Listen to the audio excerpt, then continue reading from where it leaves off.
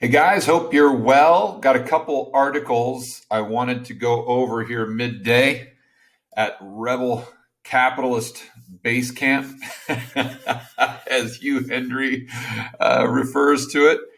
And the second article is going to blow your mind. So make sure you stay to the end of this video. And I don't say that often. And this time, I only say it if I really mean it. And this time, I really mean it. You're going to want to see this second one for sure. And we've heard everything. Everybody right now is talking about GameStop and silver, and whether Wall Street Bets is promoting the kind of the short squeeze in silver, or maybe they're not. And I mean, everyone's going back and forth in my comments. And I just went live earlier this morning with Meet Kevin on his channel.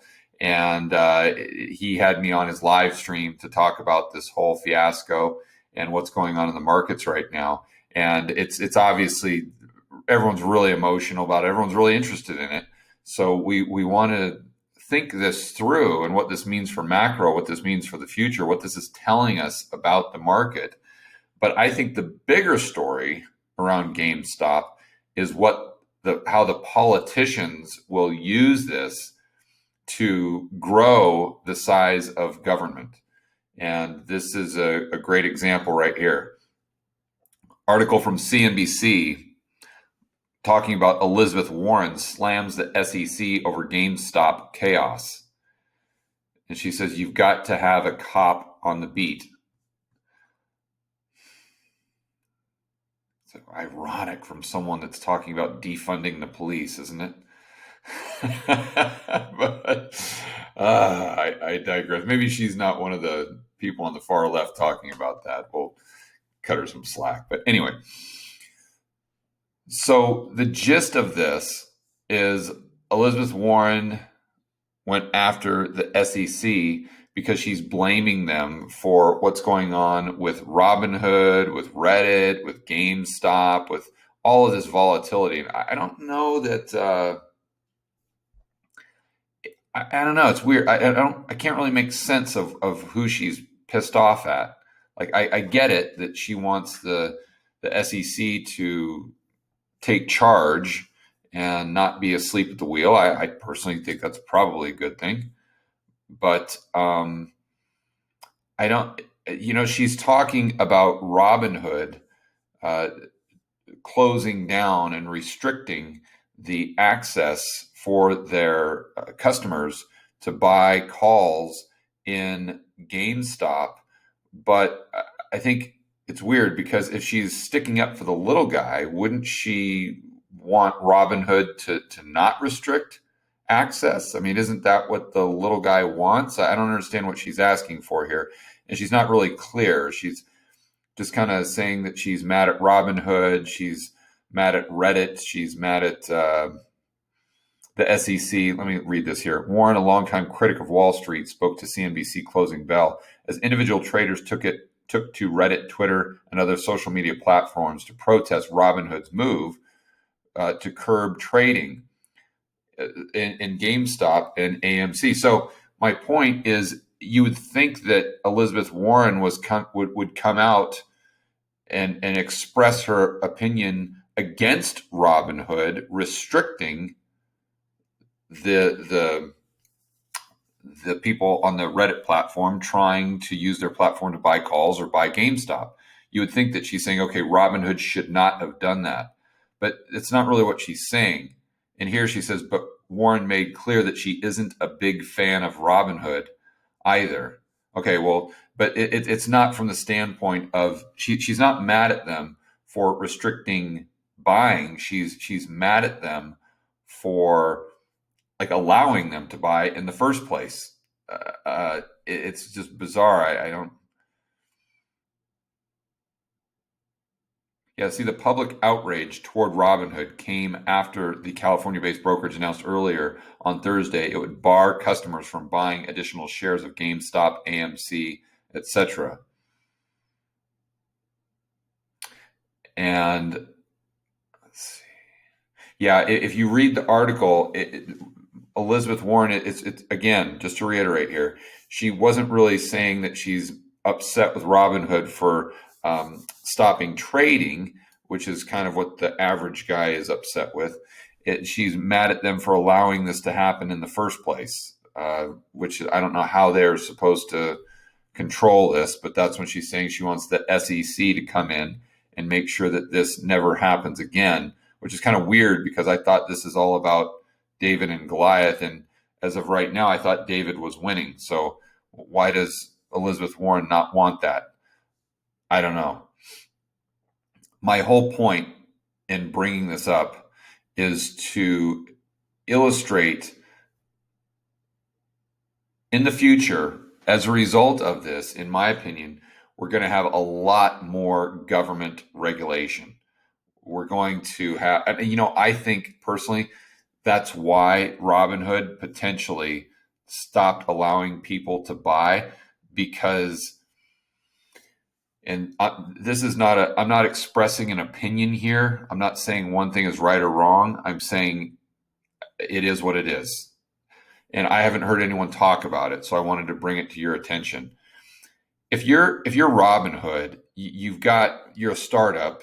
You might be making money, you might not be. I heard they just had to go to the market to do another funding raise where they're trying to get $1 billion. So you're in kind of a tentative position. And the last thing you want is a massive lawsuit, like a class action lawsuit.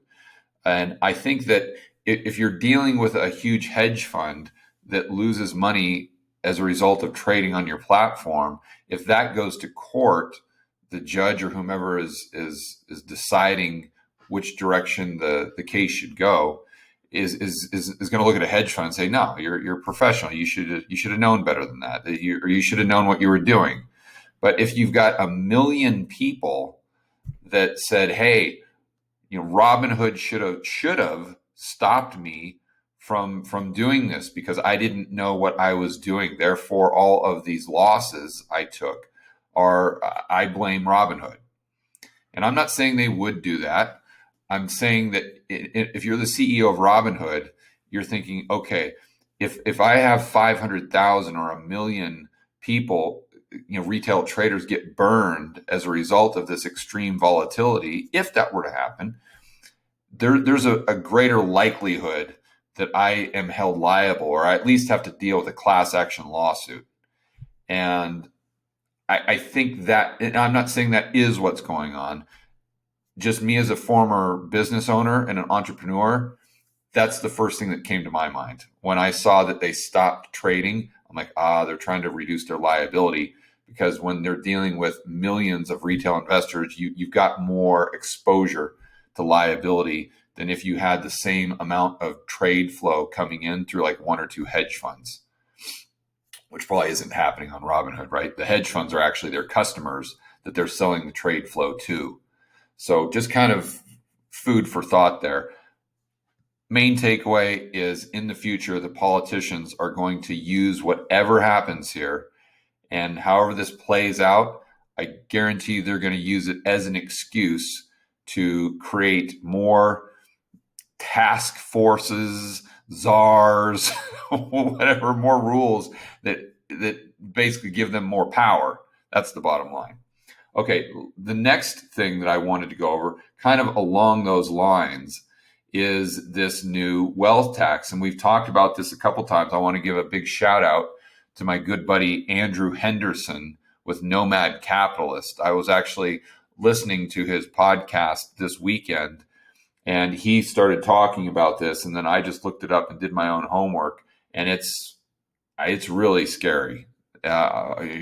Basically, this wealth tax, and I went straight to, I want to go straight to the horse's mouth. So I went to the California Legislative Information. I'm assuming this is, yes, it's ca.gov. So I'm assuming it's straight from the government. And Andrew pointed this out, that it was the bill is AB 2088. And they've just made some changes to it. This is not law yet. This is just something they are proposing. And a lot of people, when I talk about this, I know they get in the comments and they say, oh, well, that hasn't gone into effect, or that got shut down, or, oh, they voted against that. Oh, okay, I get it. But the more you see this pop up, even if they vote against it, sooner or later it's going to pass. I mean, if it just keeps coming up again and again and again, it's just like making weed legal, right? At the beginning, it would always get shut down, but you just see it pop up again and again and again and again and again. And it kind of just gets this momentum. And if you see it coming up and being a part of the political narrative that often, it's like it's just a matter of time before it goes through. That's kind of the way I see this playing out, which is why I think it's so important that we start thinking about this now, because I think once this does take effect in California, it's just a matter of time, just like making weed legal, that you see it in other states that are going bust and have all these financial problems. So it talks about that it's a 0.4% tax, state tax, mind you, not federal, just state. So this would be in addition to whatever you're paying federally, or if Elizabeth Warren, her wealth tax, or if Biden or AOC, if they get a wealth tax through, this would be in addition to that. So for the California state residents on their net worth excess in 30, for a couple, I think excess of 15 million as a married, as an individual, something like that. And right there, most people say, oh, I don't have to worry about this. Doesn't apply to me. Yeah. Let's remember what happened to the income tax. It started off not applying to you either. And all of a sudden, within 2 or 3 years, or 5 years maybe, it applies to the average Joe. And then the rate goes from 3% up to 90% as far as the highest marginal rate, or from 5% to 90%. That's just the way, it's the nature of the beast. So in my opinion, it'll start at, let's say, 30, but then in 2 years, it'll sneak down to 15, and then it'll sneak down to 5, and then it'll be to 1. And the next thing you know, if you live in California, we have some inflation. Anyone who owns a house will have $1 million and be caught up in this tax. You say, oh, who cares? It's only 0.4%. Trust me, starts at 0.4. Next thing you know, it goes to 2, then it goes to 4, then it goes to 5. And you say, no, well, taxes have stopped in the past. Right. But California is so screwed from a fiscal standpoint that they've got such a huge hole in their boat. They've got so much water coming in that this 0.4, it's not going to fill the gap. They're going to need to do more and more and more and more, especially when you have all these people leaving. I mean, just this weekend at my birthday party, almost every single person I talked to from California, it's like, we're getting the hell out. Musk, Rogan, who's the gentleman I was just reading that was, I don't recall his name, Larry Ellison. He's leaving or has left. I mean, you just hear every single day in the news, Mark Moss, my good buddy, pulled the ripcord on California. Hartman left California a few years ago. I mean, everyone even my sister, she sold a vineyard a year ago or so in Paso Robles, and she's getting the heck out of Dodge. I mean, when you have your tax base leave plus all these financial problems, the only thing you can do is just raise the taxes on the few people that remain. It's just, the writing's on the wall with California. But this isn't the shocking part, believe it or not. Let's get down to the shocking part and this new change that Henderson was talking about. So this tells you pretty much everything that you could possibly own is included in the wealth tax. Oh, hopefully my highlight. Oh, there it is. Good. But now this new change here that they've talked about is where this tax would not only apply to residents of California, but could apply to temporary residents of California. But look at how they're defining, quote unquote, temporary resident: a taxpayer who spends more than 60 days in California.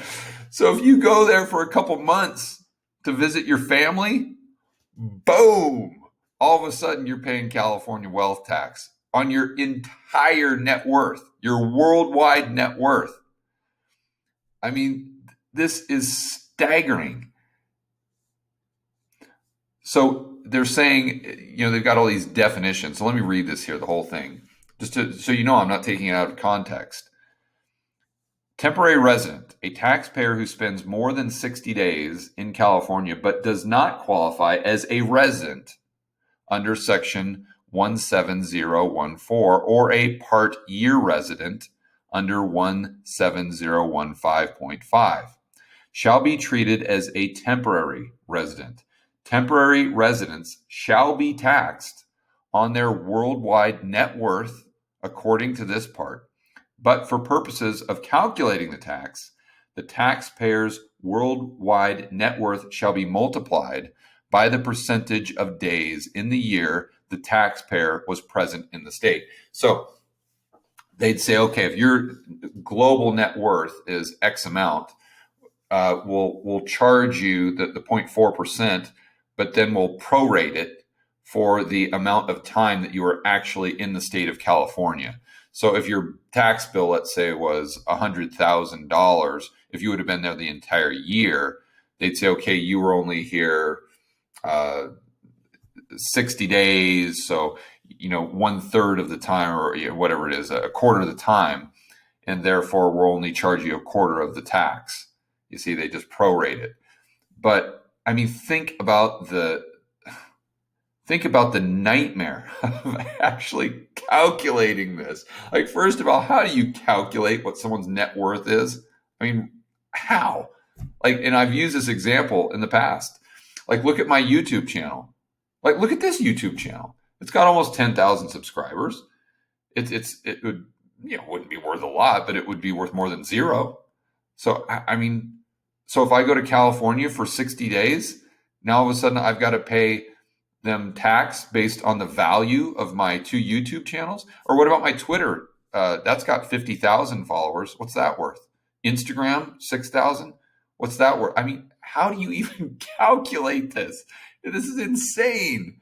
And then you've got to figure out how many days you were there. How are they going to do that based on your ATM, your credit card transactions? This is talk about red tape and just more paperwork and accounting fees, and just this is the opposite of productivity. When I talk about the wealth of an economy being how well and how efficiently it can create goods and services, this is the opposite of that. This detracts from how efficiently an economy can produce goods and services. We're making ourselves poorer by this. So I wanted to bring this to your attention so you can truly grasp the gravity of what's happening right now in the state of California from a standpoint of tax. And I know a lot of you are like, oh, I don't care about this because I live in Texas. Listen, man, where do you think all the people from California are moving? And I get it. Yes, you could be insulated in Texas or Florida for a few years, but I mean, if things keep going the way they're going, I think you're going to see this in more and more and more states. So just be cognizant of it and make sure that you're thinking this through so you're not a victim. You can be prepared or you can be a victim. And when you're thinking about your plan B, make sure you take this into consideration.